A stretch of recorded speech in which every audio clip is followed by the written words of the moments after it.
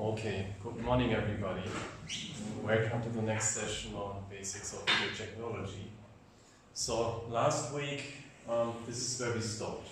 We were looking at the DCT as applied to an image, but instead of applying the DCT to the entire image, we first subdivide our image into small blocks, and then we apply the DCT to those small blocks.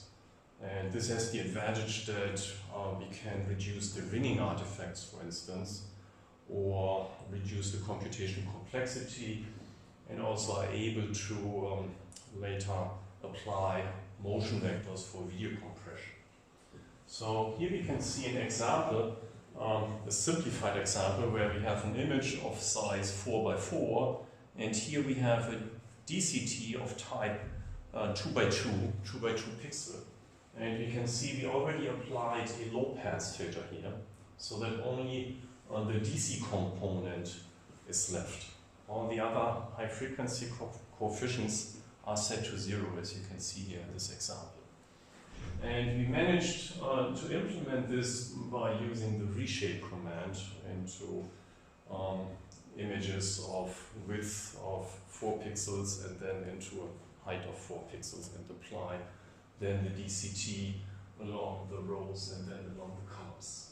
So this is a convenient way to implement it. And so basically, this is our little example here.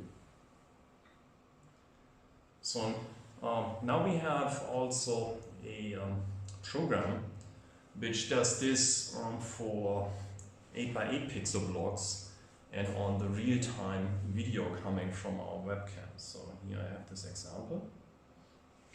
Let me just open it in an editor.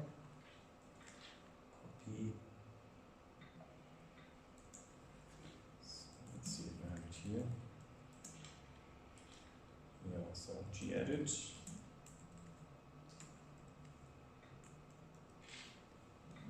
Copy. Kind of a long name.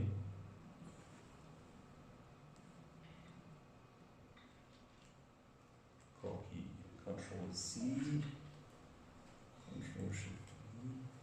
Ah, for some reason it doesn't work. Interesting. Correct.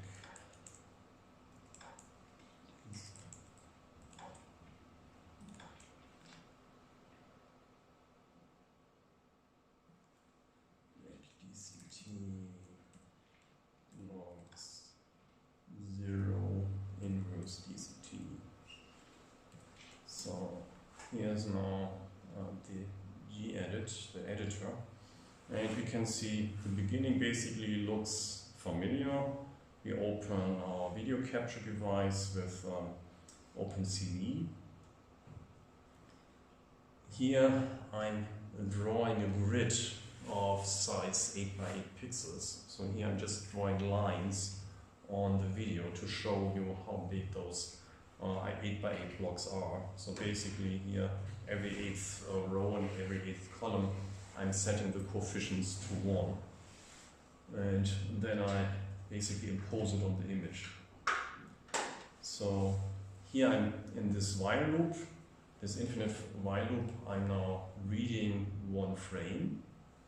And then next, I'm taking the green component, normalize it again to the range of to 0 to 1, and I'm adding my grid values. So remember, we have the grid being zeros all over the image except for the lines.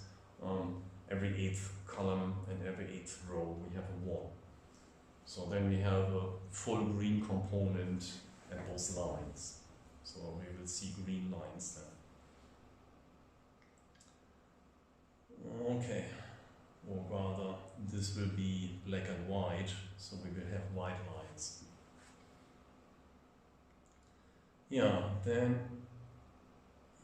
here I'm doing the reshaping trick, as you can see here. First, this reshaping trick for rows of length 8. So I'm reshaping this image to be very narrow, and then apply the DCT along each row. Here I'm applying the DCT to the rows. Then I'm applying my small mask for the rows. Remember, this was just ones in the beginning and then zeros. So let's see what kind of mask. Here the mask for the rows. So the rows now have a length of 8, and the first quarter of the rows is ones, and the rest will be set to zeros here. Right? So we just keep the first quarter, meaning in this case the first 2 coefficients will be kept and the rest will be set to zeros. Yeah, so here we apply the mask before we do the reshaping back. So here still in the narrow image, and then we shape it back to the original size. And then we do the same trick again for the transposed image. So now we basically do the column-wise DCT accordingly. And again, we apply the mask, our low-pass filter now for the columns.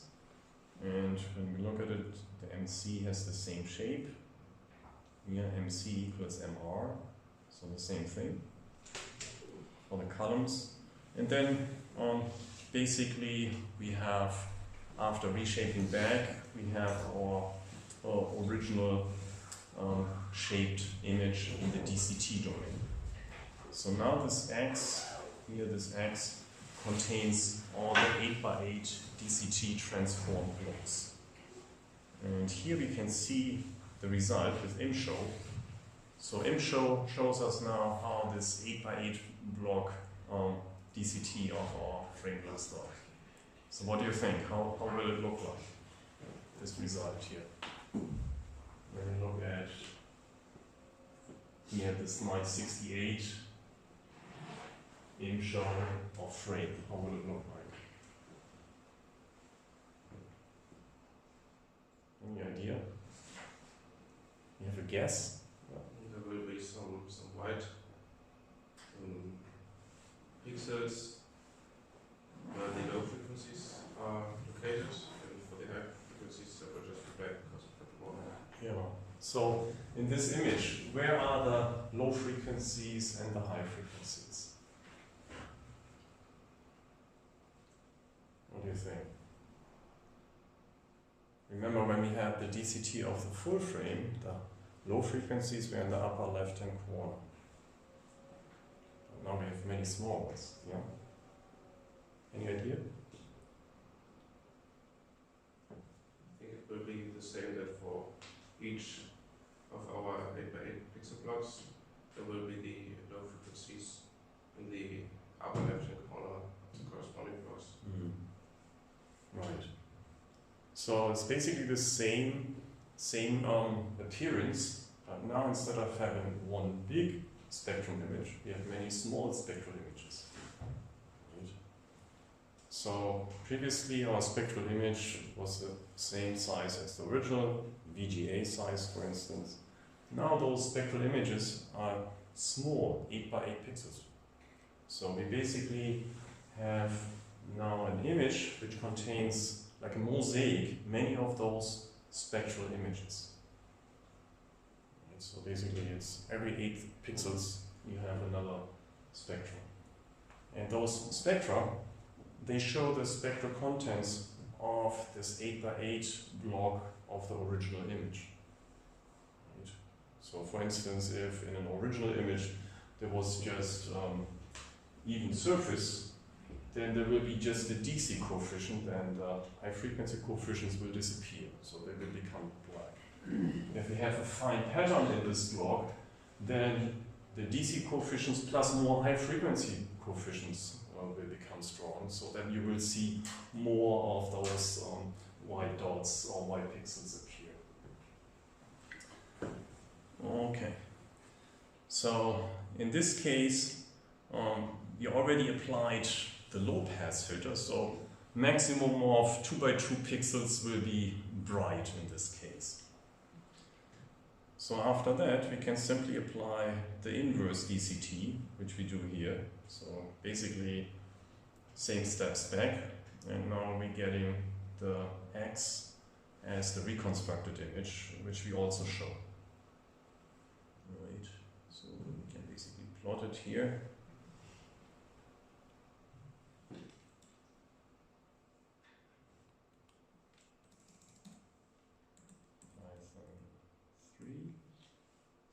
see it. So here's now the result.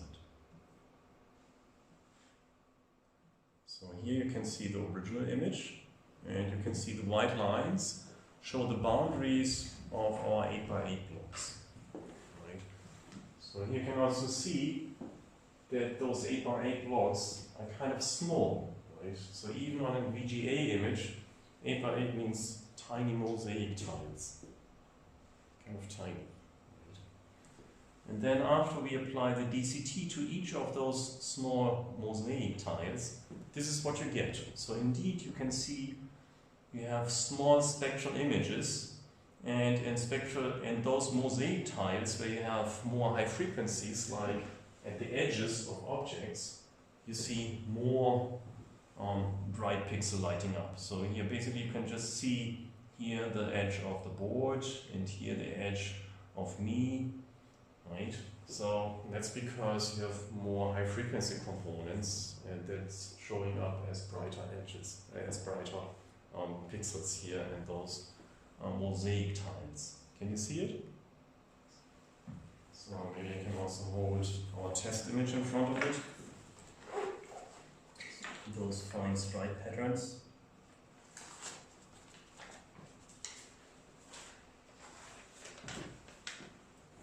So here you can see it.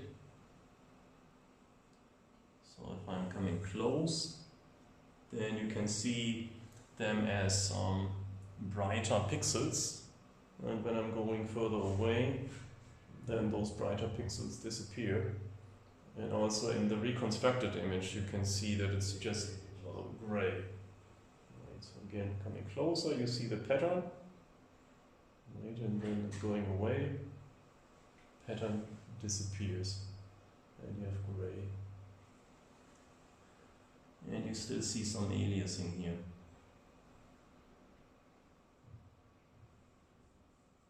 Can you see the aliasing artifacts? Yes. So why do we still have aliasing here? What do you think? It's kind of ugly, right, this aliasing. So here it's okay, but then here it becomes kind of strange. What do you think? Why do we have more aliasing? Think about the filters that we now have. We apply the low-pass filter and we use the lowest two subbands of the DCT. And basically we have now 8 filters going from frequency 0 to Nyquist. Right? And before, when we applied the DCT to the entire image, we had, I don't know, 480 subbands from 0 to Nyquist. And that means also we get more narrowband filters, which have much better attenuation in the stop band. Now we just have 8 filters covering the frequency range from 0 to Nyquist, and that means the filters are less narrow, and that also means that we get less stop band attenuation. Right? So that means we are less good at attenuating those high frequencies, which can lead to aliasing. Yeah, but what about the ringing artifacts? Can you now see ringing artifacts here in the reconstructed image? Remember those lines next to the edges that we had last time? So they're basically gone, right? So when you look at the edge here, these are not ringing artifacts, but they look more like blocking artifacts, right? Blocky artifacts here. So this is what we now have instead. Instead of ringing artifacts, we just have blocking artifacts. So basically we trade off one artifact against another. So before we had ringing artifacts, now we have blocking artifacts and more aliasing as before. Yeah, so it's kind of questionable which looks better, but this is more practical for the implementation, and that's why this is used in video coding. So, yeah, so this is basically what I just said. We have many small DCT spectra corresponding to our 8 pixel by 8 pixel blocks. And in the resulting video, the graining artifacts indeed disappears, but now we have blocking artifacts, which are familiar artifacts from MPEG and JPEG coding. Yeah, so here now we have a decreased number of DCT coefficients by a factor of 4 by 4. So since we only keep 1/4 of the low pass coefficients in each dimension, that means we have a factor of 16 fewer coefficients. So that means we get a compression factor of 16 here. Yeah, but that at the price of these artifacts. When we keep more DCT coefficients, we will get a better quality. So this is also a way to scale. You can say we keep more coefficients, that means higher bitrate and better quality. Right. Yeah, and for color images, this processing is done separately for the Y component and the downsampled color components, UV or CR and CB. Downsampled, for instance, according to the 4-2-0 scheme. So then we have to apply this DCT 3 times for each component. Yeah, and then for transmission or storage, we need to convert the subband values into bits, and for that we need to apply quantization, which is the next topic. We can now simply quantize a suitable subset of DCT coefficients or subband values and transfer or transmit them to the decoder. Because the DCT composes our image into different spatial frequency components, we can choose the quantization step size according to the contrast sensitivity function of the eye, which tells us the sensitivity of the eye for each spatial frequency component, and in such way that the eye does not see the quantization artifacts. So again, here we need to make assumptions about how big our display is, how many pixels it has, how far away we sit from it, and then we can apply the contrast sensitivity function. So that comes in the next set of slides.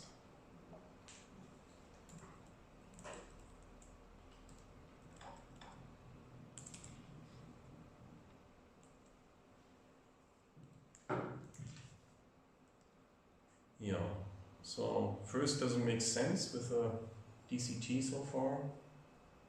DCT to blocks of 8 by 8.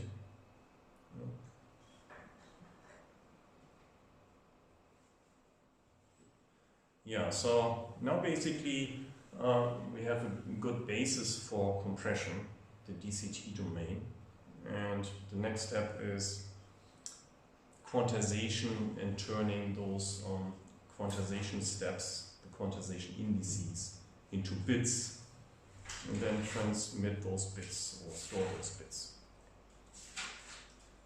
Yeah, so we saw that for pure brightness values, we just need about 100 steps, for which 7 bits would be sufficient.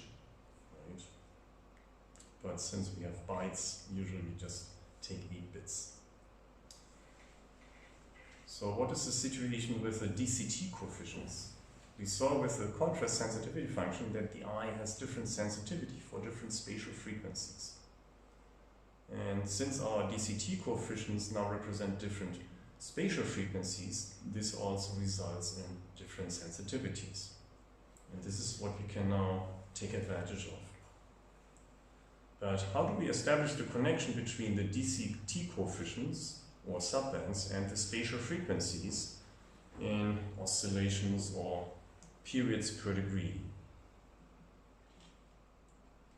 or periods per degree, or cycles per degree. To do this, we need to know how many pixels per degree appear to the eye at a given viewing distance or pixel size.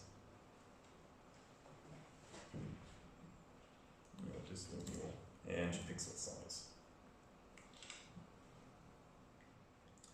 For instance, assume we have a 50 centimeter wide screen with 1000 pixels over its width and a viewing distance of 50 centimeters. So it's kind of a normal assumption. Here 1 pixel has the width of 50 centimeters divided by 5000 is 5/100th of a centimeter. So it appears then under an angle of arctangents of 5 centimeters divided by 100 divided by 50 centimeters, which was the viewing distance. And this results in about 0.057 degrees. So that means we get 1 divided by this value, or 17.45 pixels per degree. Right?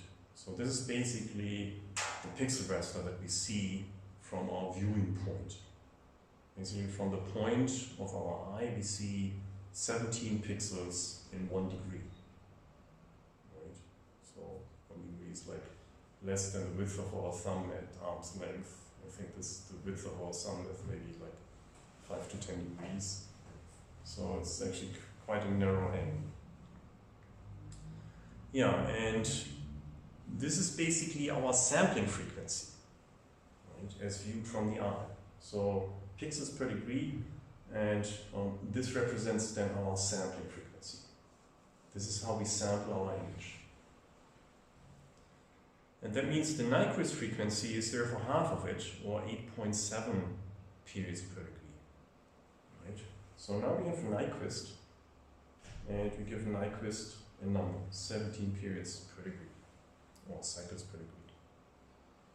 Yeah, and now we know that the 8x8 block-based DCT divides the frequency range from 0 to Nyquist into 8 equal subbands from 0 to Nyquist. Yeah, so from 0 to Nyquist into 8 equal subbands. That means that each subband now has a width of 1/8 of this number is 1.09 periods per degree. Right. So now we are getting to this connection, to this contrast sensitivity function. So in this way we now have obtained an assignment of the subbands or coefficients, the index k, of the DCT to the spatial frequency. Right. So since we have the width of each subband, we can say that subband 0 is from frequency 0 up to 1 periods per degree, the next one is from 1 to 2, the next one is from 2 to 3, and so on. Right? And when we look at our contrast sensitivity function, we see the x-axis is periods per degree. Right? So that means we can now take this index k and map it to the x-axis of our contrast sensitivity function. And so basically below our x-axis on periods per degree, we can write the index of our DCT subband, 0, 1, 2, 3, 4, and up to 8. Makes sense? So then basically we have this connection between subband and our contrast sensitivity function. And when we have that, we can just go up and read how sensitive the eye is for each subband. Yeah, so the contrast sensitivity function then shows us the relative sensitivity of the eye to the different subbands. Yeah, this in turn shows us how to best quantize the DCT coefficients. Basically, we want to keep the audibility of the quantization errors below the visibility threshold. This in turn shows us how to best quantize the DCT coefficients. The higher the contrast sensitivity in the subband, the more accurate we have to transfer or quantize the corresponding DCT coefficient. Maybe I call this quantize. Quantize the corresponding DCT coefficient. The coefficients of the higher spatial frequencies tend to require lower accuracy and thus fewer bits. Yeah, why is that? Remember? Why do higher spatial frequencies need lower accuracy?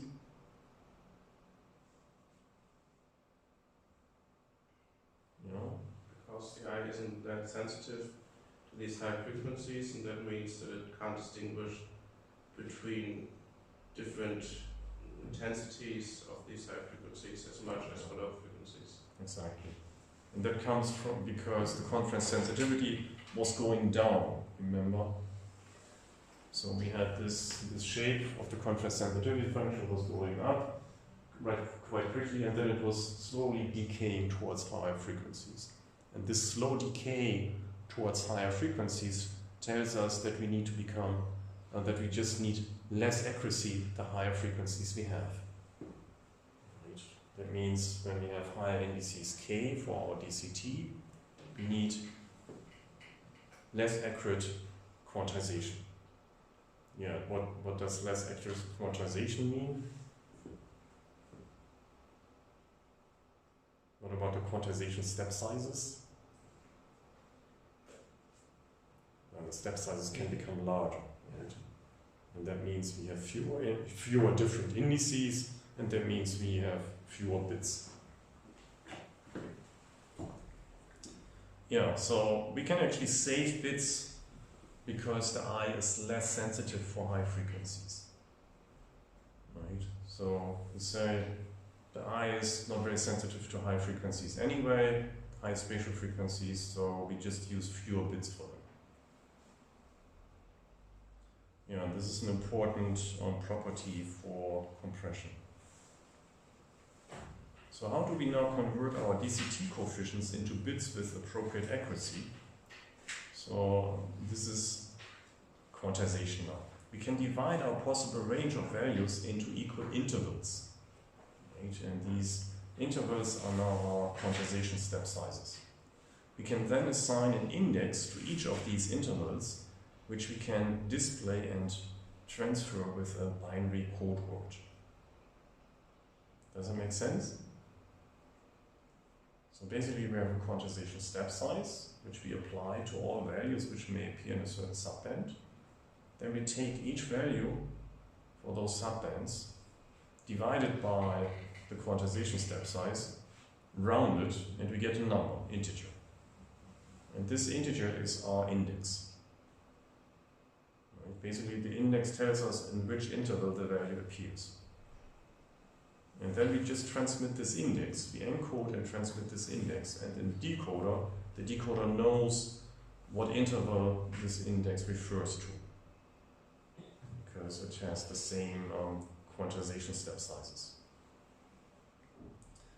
Yeah, depending on whether the value 0 appears in the middle or at the edge of a quantization interval, we distinguish the so-called mid-thread and mid-rise quantizers. So, for instance, here you can see a link to Wikipedia on quantization, and this gives you a nice description of it. So, for instance, in the mid-thread case, the index I is calculated from the value x by means of simple rounding, like in this formula. So you have a value x, you have a quantization step size delta. So you just take this value, divide it by delta, and then you round and you get an index, an integer number. So this index then tells the decoder in which interval this value was. So instead of precisely transmitting the value itself, you just transmit the index of the interval in which this value appears. Make sense? So then that just means that the decoder has to know this quantization step size. And then the reconstructed value is calculated in the decoder by the so-called dequantizer using this formula, which is really simple. It just takes the index times the quantization step size. Right. So we just go back from index to value by multiplying with this quantization step size. And you can see that it's not the same as the original x, right? Because we do the rounding here. If we would not have any rounding, then the delta would cancel and we would have the x. But since we have the rounding, we now have a different value. And the difference is the quantization error. Yeah, so if we want to use b bits to represent the indices of this range of values, and index 0 represents the smallest possible value min, and the largest index is 2 to the b minus 1, represents the largest possible value, max. Remember, b is the number of bits we want to spend. Then we can divide the value range, max minus min, into 2 to the b minus 1 equal intervals. So then each interval has this size. Okay, so we go from maximum value to minimum value, this is the entire range of values that we expect, and we divide this maximum range by the number of intervals that we have given b bits. Make sense? So this gives us a uniform quantizer where all the intervals have equal size. Each interval has the same size. Yeah, interestingly, this formula also works for b equals 0 bits. If we plug in b equals 0, then we have 1 minus 1 in the denominator, and then basically we get infinite. And that means delta becomes infinite, which means everything is rounded to 0. Which makes sense because 0 bits gives us no information. Yeah, the difference between original and the reconstructed value is the quantization error E, and is simply the difference between the two. Yeah, for instance, example, we have a normalized range with minimum 0 and maximum 1.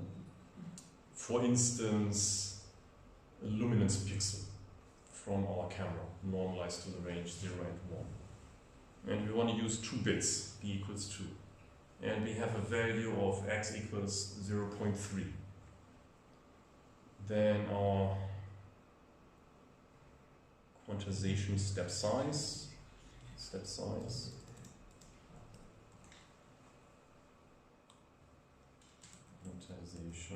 step size is, so we have 1 minus 0 is 1 divided by 2 to the 2 is 4, minus 1 is 3, so we have 1/3 is 0.33 period. So this is our quantization step size. For the quantization, we take this value and divide it by this quantization step size and round it. So here we get 0.9, rounded is 1. Right. So this is now our index, our quantization index.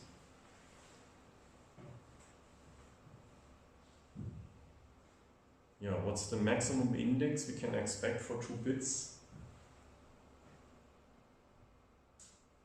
What's the range of indices? It's from, what was it? 0 to 3. Yeah, 0, 1, 2, 3. Right?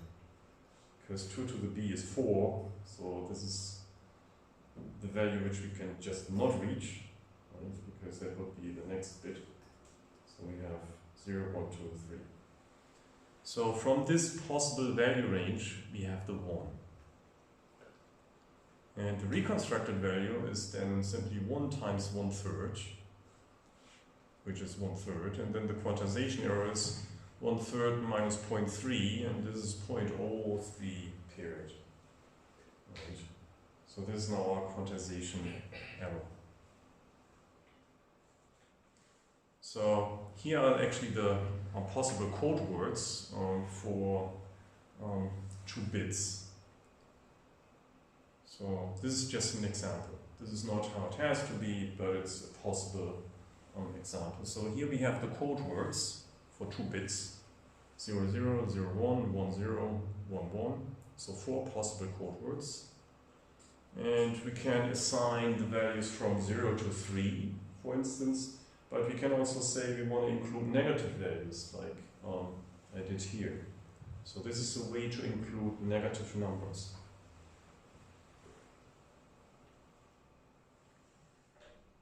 Yeah. So here including negative numbers.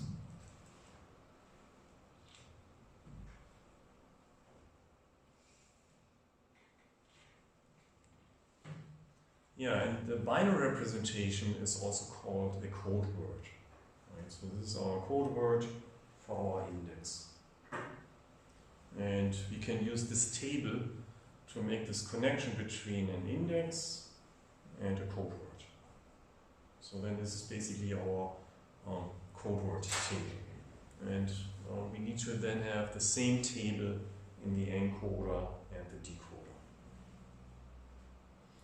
Yeah, and this example also shows the so-called two's complement for negative numbers, which you can also see, for instance, here in this Wikipedia page, or this English version. And there the code word for negative numbers is obtained by taking the binary representation of the positive number, inverting its bits and adding 1. Are you familiar with this? Yeah. So, yeah, and note that the rounded up logarithm of base 2 of the number of indices indicates the required number of bits. Right, so if you don't know how many bits we need, you just need to count how many code words we need and apply the logarithm of base 2. Yeah, for instance, here we can see the maximum index minus the minimum index basically gives us the range of indices, the number of indices plus 1, the log 2, and then round up. So in this above example, we would have log 4, because we have 4 indices, and then we take the log. This is the natural log, and we divide by log 2 to get the log base 2. Right, so this is basically a trick to get the log base 2, and then we see we get 2 bits. Right. Makes sense? Do you know this trick to obtain the log base 2? So basically you take any logarithm and divide by the log of the desired base, and then you have the log of this base. So basically all you need basically is the natural logarithm, because you can create any other logarithm by dividing by ln of your desired base.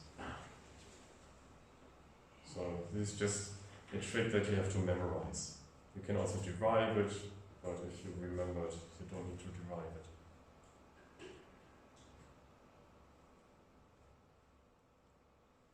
Yeah, so how do we implement it then in Python? And in Python, fortunately, we have so-called dictionaries. So dictionaries allow us to conveniently store code word tables. And we can even have negative indices for dictionaries. So this is very convenient if we have negative indices, negative values. So here's an example. Code word is a dictionary in Python, and a dictionary is made with curly brackets, as you can see here. And then inside this curly brackets you have the index, followed by a colon, and then the value for this index. Right? So you can address this code word by its index, and then it outputs this string. So here in this case, this is a string, which you can recognize with a quotation mark. Anything I have in quotation mark is a string in Python. Doesn't really matter. Yeah? So do you assign the strings to the index? Yeah. Okay. Right, so each index gets a string. Even the negative index? Yeah, it's convenient, right? Okay. So when you have an array, you cannot have negative indices. But if you have a dictionary, you can have negative indices. So that's why dictionaries are so convenient for code words. Basically, you can have anything as an index. You can also have another string as an index. So here you can see 0 and 1 is positive, but here you have -2 and -1 as negative indices and again strings. And those binary code words here are strings because it's just convenient to store them as strings here in this dictionary.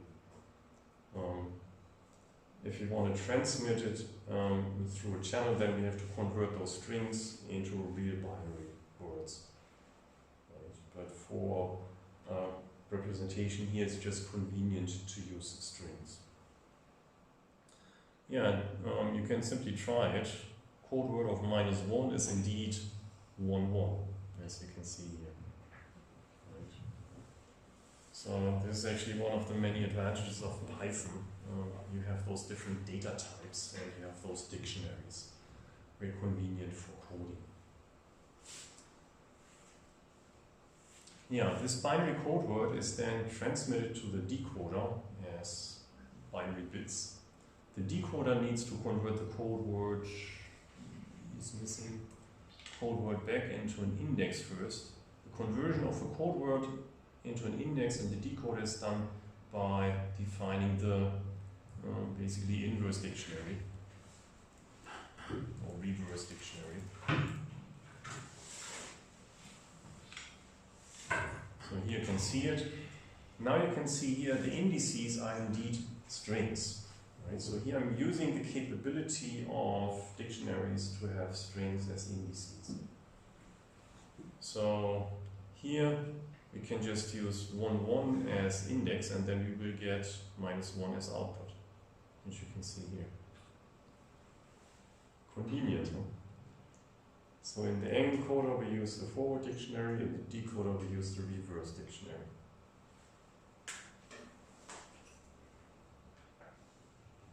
Yeah, and here's a Python example for the direct quantization of the pixels of the Y component, the luminance component of the video frames.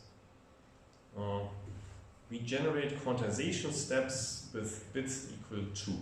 So, like our example that we just saw, we use 2 bits. Right? And then we compute our quantization step size, quantization Stufe, as 1 divided by 2 to the number of bits minus 1. So this is basically the formula that we just saw. 1 is our value range from 0 to 1. And then this gives us the step size. So what's the step size here? What do you think? So 1 divided by 2 to the 2 minus 1. 2 to the 2 is 4, right? So we have 4 minus 1 in the denominator. So again, we have 1/3. So the quantization step size is again 1/3, like in our example above. Yeah, and then we now apply simply this quantization that we saw to the image. So now Y is our luminance values of our frame, of our images. Divide by the quantization step size and round. And this is our indices. So that means all pixels get the same quantization step size. And then we can do the dequantization using this mid-thread formula that we saw. We just take the indices and multiply again by this quantization step size, in this case 1/3. Makes sense? So then I have implemented it in this program here.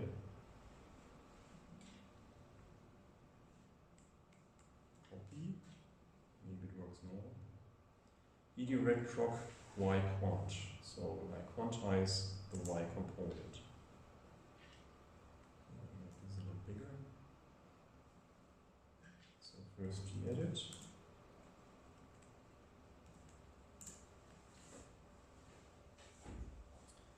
So here you can see, again I'm using OpenCV. Here bits equals 2. This is the quantization step size, results into 1/3. And here's now my infinite loop. I'm reading a frame from the camera. Here I'm turning one frame into the Y component, the luminance value. And here I'm doing the quantization. So here Y divided by Quantstufe. So Quantstufe is a float value. Right? And Y, what form does Y have?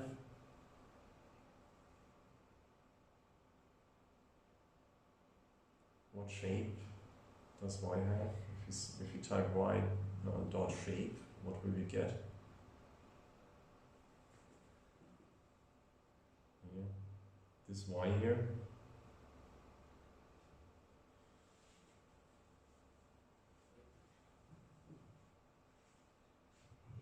Yeah. It would have the image width times the image height times 1 because we only have a black and white image. Yeah. So what do you guys think? What kind of shape will y have?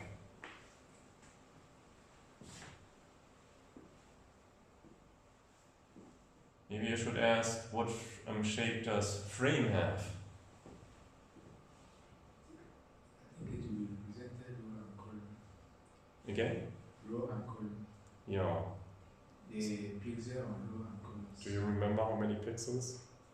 No, but with shape object we should Yeah, so in my case it's VGA, so it's 640 row columns, right? So 640 wide, 480 high, and then it has 3 primary colors. Right? So if I say shape of frame or frame dot shape, then I will get 480, 640, 3. Remember? So now I'm computing y. When I say y dot shape, what will I get? Or shape of y.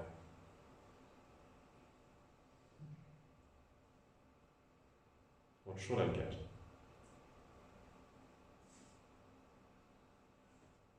Yeah. 480 times 640. 480, 640. Yes. It's not times, Yes. because there will be the multiplication, but it's 480, 640, and that's it. Right? The comma 3 is now no longer there because here I combine from those 3 primary colors the y component. Make sense to everybody? So instead of having a 3-dimensional tensor, now I have a 2-dimensional array y. Because basically this is one of the 3 color components. So y is a black and white image, and now we quantize this black and white image. So what is the result of dividing this array y by a float? So here you can see I divide y, which is my array of shape 480 times 640, 480, 640, and divide it by a float. What will we get? For us to be able to round it up. Again? Well, divide for us to be able to round it up. To use the round function. Yeah, but what does the round function see? What's the result of this quantization, of this division? What is this object? So if we say y divided by Quantstufe shape, what is it? What is the resulting shape?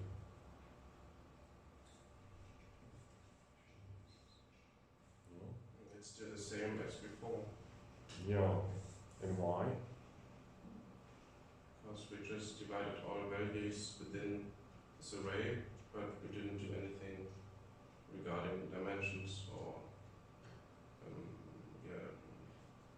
subsampling or something. Yeah. Does it make sense to you guys? So basically we take every value of this y array and divide it by this quantization step size. So each value individually is divided. So this is element-wise division. Right. So mathematically, actually, this is kind of tricky because it's objects of different shape. Right. But in Python, this means you do an element-wise division. Yeah, that means basically you apply the same step size to the quantization of the entire luminance image. Yeah, so here we did the quantization then with the rounding, and here we do the dequantization. So the first part here would be in the encoder, and the second part would be in the decoder. This dequantization would appear in the decoder. So basically I have now the encoder and the decoder in two lines. Right? Make sense? So here encoder, 28 is encoder, 30 is decoder. Yeah, and then we display it. So here we have the original frame, the original video, and here the dequantized with 2 bits per pixel. So what do you think? How will it look like after quantization and dequantization with 2 pixels? Are we expecting artifacts? Why do we expect artifacts?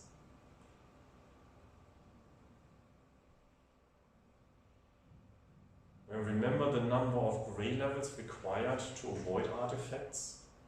We just saw we need 100 levels. Right? I just mentioned.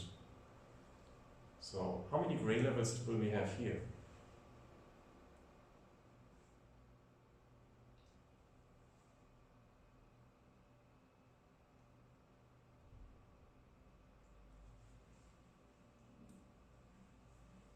So, look at indices times Quantstufe. How many different indices do we have? Yeah. We have 4 different indices, Yeah. but a few of them also relate to negative numbers. No. No. That's So here we actually don't do we don't turn them into bits. Right? Here we just keep those values as they are without encoding. So here we have indices. We know that y is between 0 and 1 and Quantstufe is 1/3. Right? So what's the possible values for I that I can get then? Well, first is 0, right? If the input is very small, then the index can be 0. Does that make sense? Then now think about the maximum, 1. What do we get if we divide 1 by 1/3? 3, right? So this is also true for values which come close to 1, they will be rounded up. And again, you will have an index of 3. So the smallest index will be 0, the maximum index will be 3. So how many different indices will we have? 4. Exactly. Right? 0, 1, 2, 3. 4 different values. And now look at the reconstructed image, indices times Quantstufe.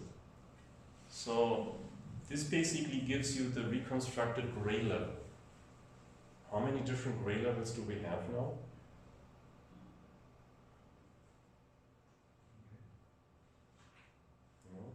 also 4 when we include 0 for black. Yeah, black is also a gray level. So again, we will have 4 gray levels, right? So we will have 0 times Quantstufe, 1 times Quantstufe, 2 times Quantstufe, and 3 times Quantstufe. 4 different levels. Make sense? So this is much less than the 100 we would need to avoid artifacts. So what does that mean? We will have artifacts. Make sense to everybody? So this clearly violates our requirement for invisible artifacts. And I did it actually on purpose to produce artifacts, clearly visible artifacts, to show you how it looks like. So this is a very simple example to show you what can go wrong basically if you have too few bits for the quantization. So let's run it. So what do you think? How will it look like?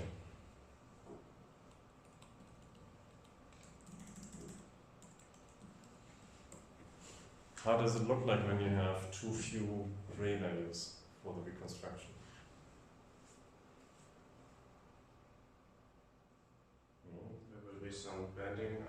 effects. And there's a gradient in the original image, we'll divide it into some blocks or stripes or whatever. Yeah, exactly. So if you have like slowly increasing gray levels, at some point you will have a jump when the rounding goes from the previous index to the next index. So then you will have artificial edges in the image. So it looks a little bit artistic. So here you go.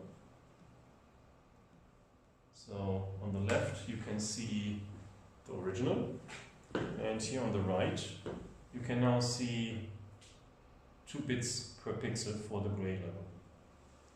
Can you see the artifacts?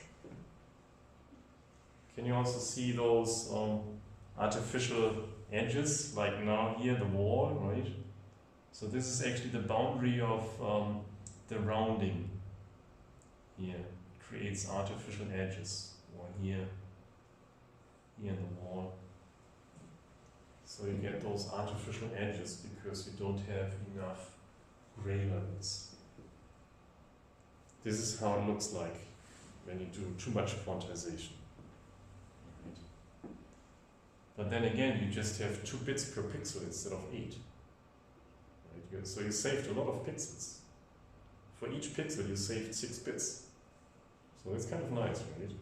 So this is already a compression to 25%. You save 75% of your bits. So the compression is working quite fine, it's just that the quality suffers. Right? So the fewer bits per pixel we use, the fewer brightness pixels we have. So we can actually also use this now to this program. We can actually easily change the number of bits. So here I have 2. So now I can go to 4.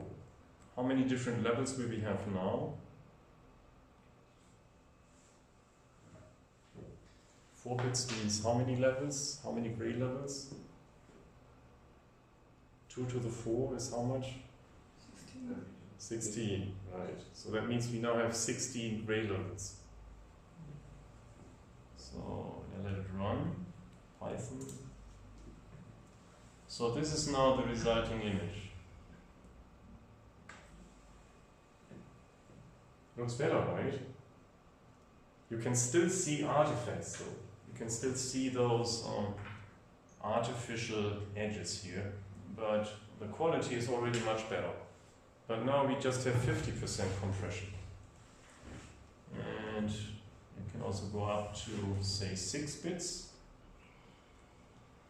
How many levels do we have now? 6 bits? 64, right? So let's try again. So this is almost the 100 that we require. Do you see artificial edges? Yeah, here on the board you can see, when you look closely, you can see artificial edges. Can you see them? But now they are kind of hard to see. So now we're actually getting close to good quality, where we don't see the edges. And that also shows you... Yeah? With 64 steps, I think we should, the artifacts are not clearly seen now. Yeah, only if you look closely, like here, right? Can you see it? So they're actually fine boundaries, which you can still see if you look carefully. And if you would go up, like one more, to 128, then even those would be gone. Right? So you can see at 64, it's already almost transparent. So that also shows you that this 100 steps is kind of a reasonable number. Okay, so going back to 2 here.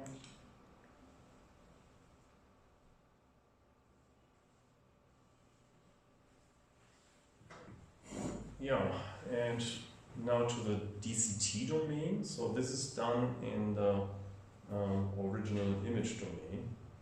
So now we quantize all the coefficients of the 8x8 DCT. And because of the Parseval theorem, we have to adjust the range of values. Remember, Parseval tells us that we have energy conservation, so the total energy in the input is the total energy in the subbands. So it can happen that the total energy of all 64 pixels of a block is concentrated in the DC coefficient. So that means it becomes much larger than right? So all the 8x8 coefficients concentrate into one. So that's, for instance, the case when all pixels are equal. Then this coefficient contains 64 times the energy. Right? And the root of this factor for our signal does index rank. Yeah, so the root of this factor for our signal is factor 8.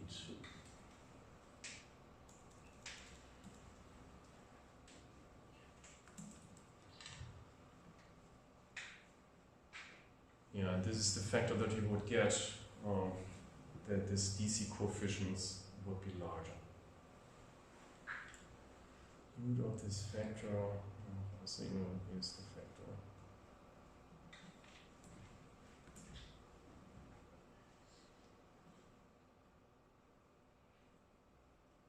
Yeah, but it's also beneficial to observe the values with real pictures and then adjust them accordingly, because this is maybe happening not that much and it doesn't really matter that much. So there the value range from 0 to 5 can be obtained for the DC coefficients, and the value range from -0.5 to +0.5 for the AC coefficients. So this is what I found from just looking at typical images.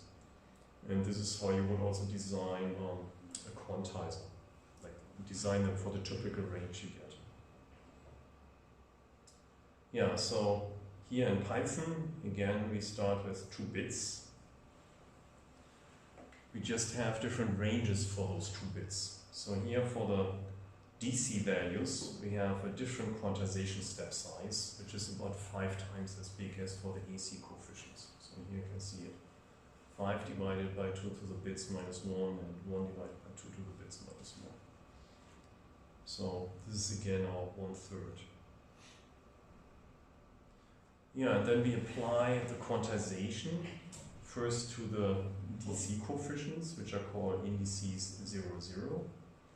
And this is basically our DCT transformed images.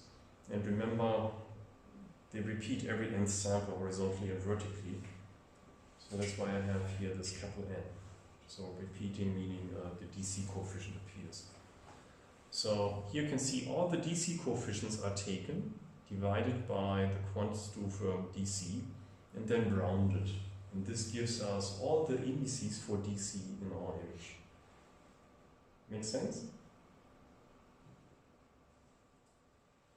So here basically now we have the collected DC indices. And for AC, we just take 2 of them for simplicity. So here I took the coefficient to the right of DC, and then here is the coefficient 1 below DC. So here starting with 0, 1, and here starting with 1, 0. And divide by Quantstufe AC. So this is the 1/3. And then basically I have 2 collections, one for each of those AC coefficients. Make sense so far?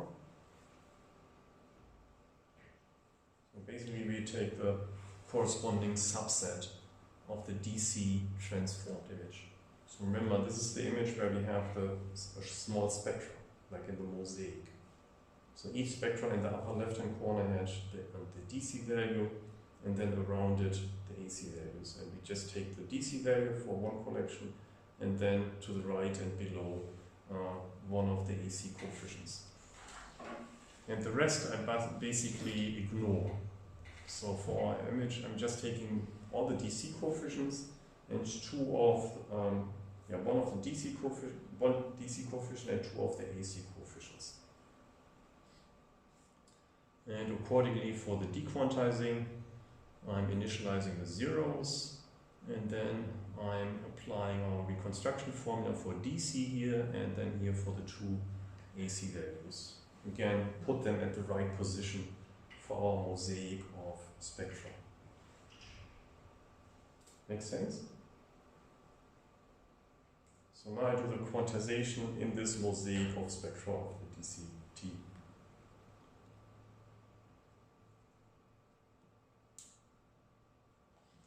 Yeah, and again I have this program for it. So here I'm doing the quantization for the DCT and then the inverse DCT. Copy, edit.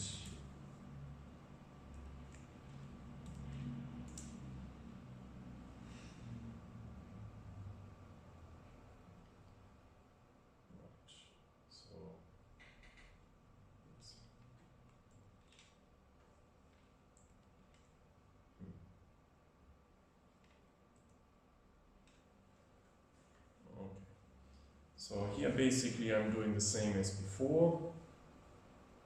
Here I'm drawing the grid. Here I'm computing the Y component, but ignore the grid. Then I'm computing the DCT on the blocks as before. And here I'm doing the quantization in this step here. You can see here quantizing the AC DC coefficients. Here I'm computing the indices of the two AC coefficients at this point. Then here this would be the decoder, dequantization and the decoder. So I'm bringing back the dequantized values, the rest is set to 0. So observe that in this way I'm ignoring most of the coefficients already. Right? I'm just taking 3 of the 64 coefficients for each block. So that means this alone gives me a lot of compression. And then I'm doing the quantization and only encode 2 bits per coefficients. Right? So I'm taking 3 times 2 bits for each block, which means I have 6 bits per block of 64 coefficients. So that means this represents 64 bits. So I'm just spending 6 bits on 64 bits. So that means we have much less than 1 bit per pixel in this way. So here I'm applying the inverse DCT and then displayed here with the imshow. So then I can let it run.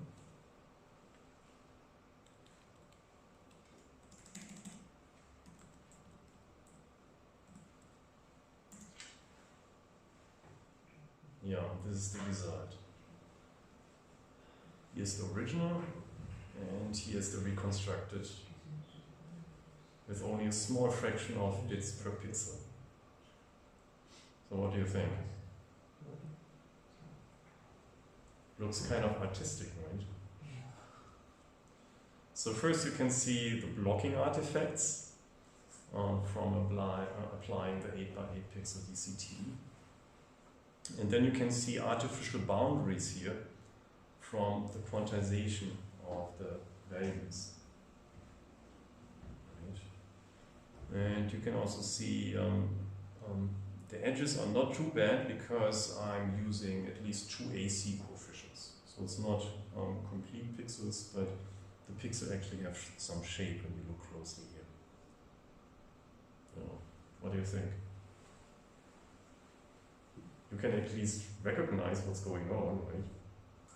So this is like extreme compression, and this already shows you all the necessary steps that you need for compressing an image. Right? You have subdivision in 8x8 pixels, applying the DCT, then doing the quantization. What's missing is just now the conversion into bits. Yeah, so here we have the blocking artifacts, similar to low pass filter.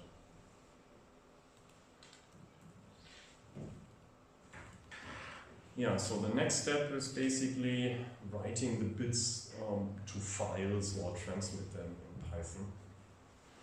And in Python, the smallest unit which we can use to write to Python is 1 byte or 8 bits.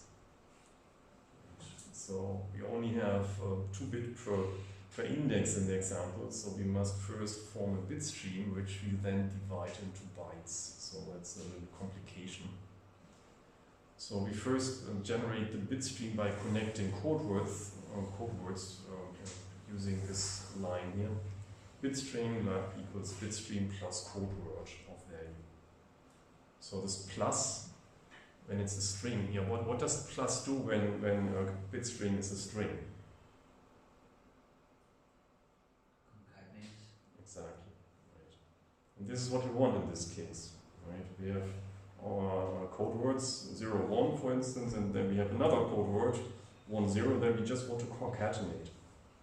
And we want to become this bit stream longer. Yeah, and value is the current value that we want to encode. Yeah, we can implement this as a function, data to code string, in our file write read bits. So here I wrote this little file here, which I can show you. Copy, edit.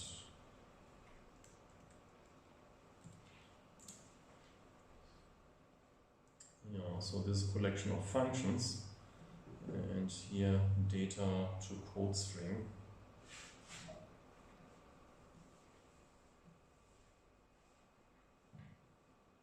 This one here. So this is data to code string. So this takes an array data, which contains our values. Here I clip it to the permissible range. This is our code word dictionary. And then I have this for loop which runs over our data. So here for value and data, code string equals code string plus code word of value. Right. So it starts with an empty string, and then the string becomes longer and longer, and finally it returns this code string. So it takes our set of values, say from our DCT block, and then turns it into this code string after we applied quantization. So the input, the data here is our indices, the set of indices. Yeah, converting the code string into sequence of 8-bit numbers is done with the command eval, which executes the string in the write binary function of the write read bits.py library, which I just opened, and converts it into numbers, which converts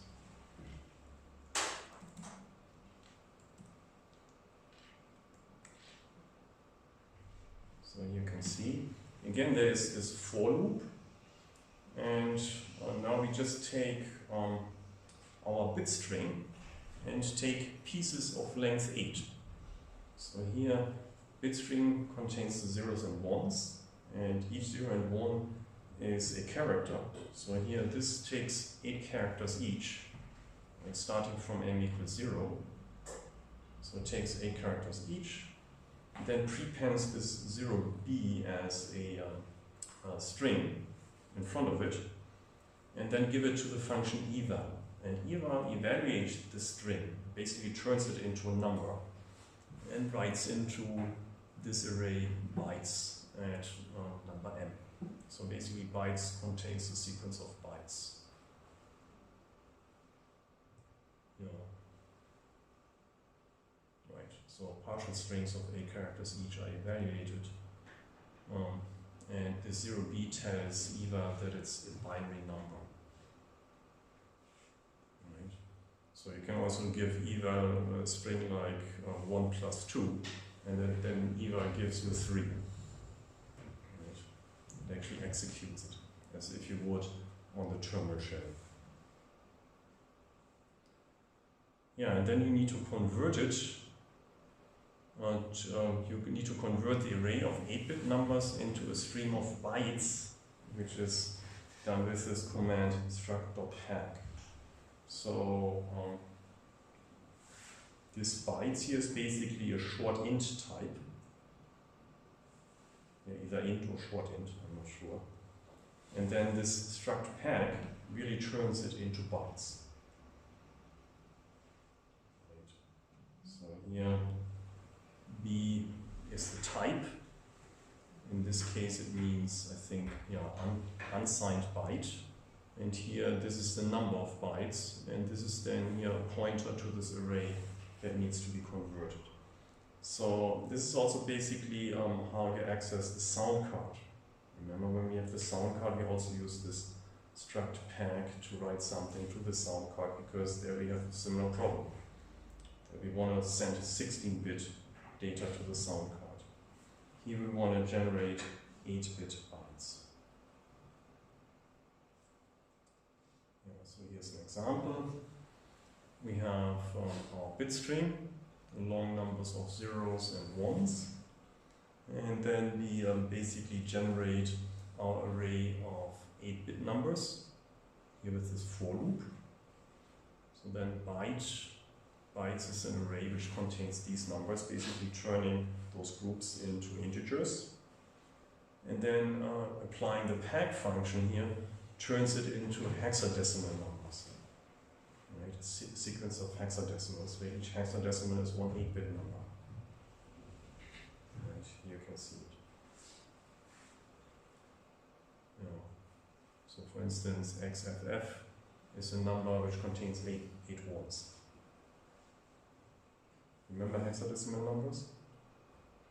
So they go from 0 to 15, and from 10 to 15 is from A to F.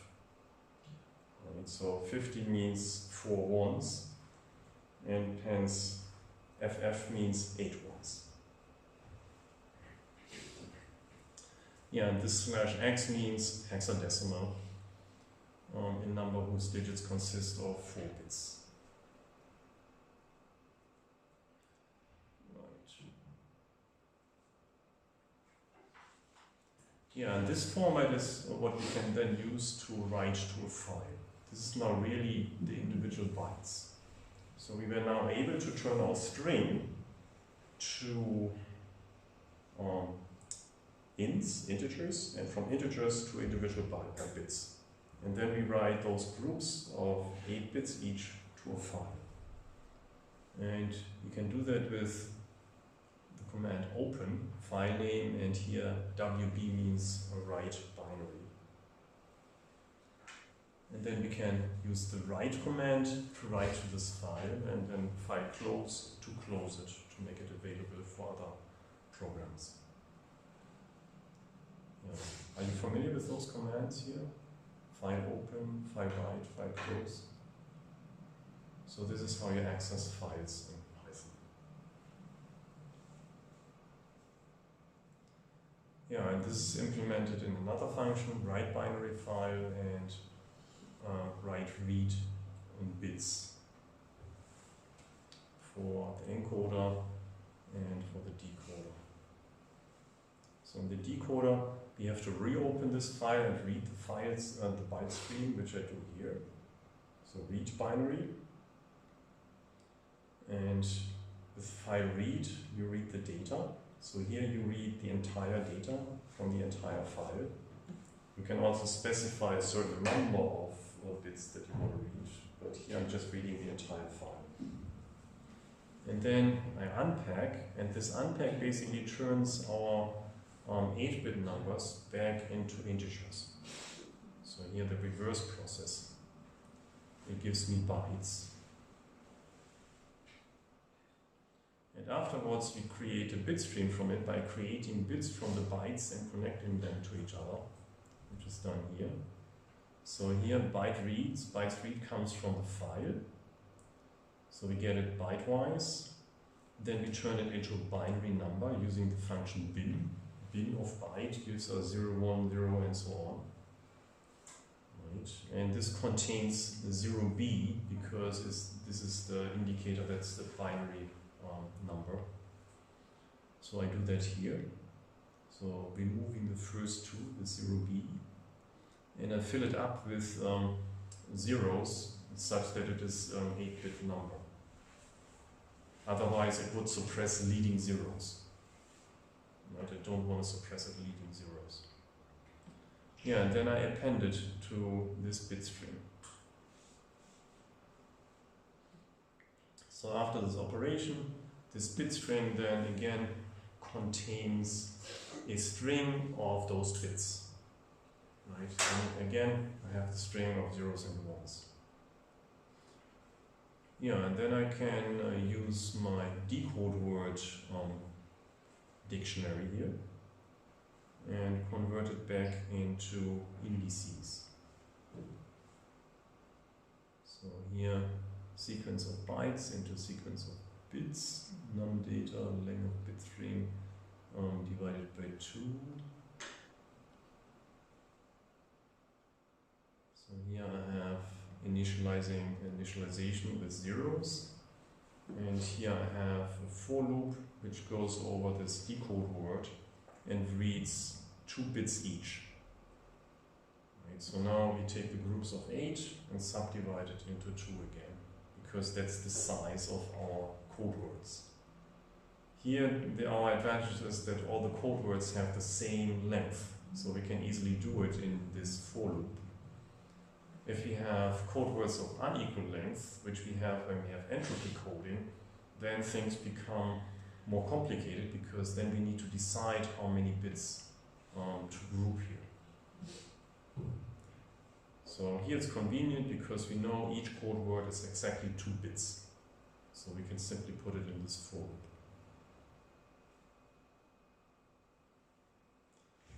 Yeah. So then we have our bits for our code words, and we can simply give it to this dictionary and get our indices back.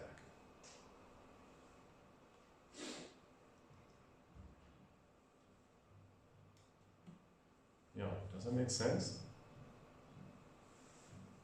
So this was basically tricks with data types. So in order to generate code words, we use the dictionary. Dictionary had the code words as strings. Then we use the strings to assemble them into longer code words, into longer strings. Then we subdivided this longer string into pieces of 8 to obtain bytes. Then we turned those bytes into binaries and stored it into a file. Right, so we have a few steps. String to binary, and then grouping into groups of 8 and write to file. And then on the way back we need to read groups of 8 bits, then append it again to have a long string, and then subdivide it into groups of 2, turning it back into a string, and then give it to our reverse dictionary to obtain our original dictionaries back. So it involves a few steps, but it's actually quite simple. It's just converting types and collecting them into different lengths. And this is because we have just 2 bits per sample or code word. And this is a problem that you have in general in coders. You cannot usually write individual bytes to file. You have to wait until you fill up the byte, and then you write to file. Because that's how file access is organized. Otherwise it would become too inefficient. Yeah, right. Does it make sense so far? So, it makes sense to read this a few times and also try those Python files, because then it becomes more clear. So as I said, there's not much behind it, it's just resorting and converting. Yeah. Okay, I guess time's up, so thanks for your attention and have a nice rest of the day.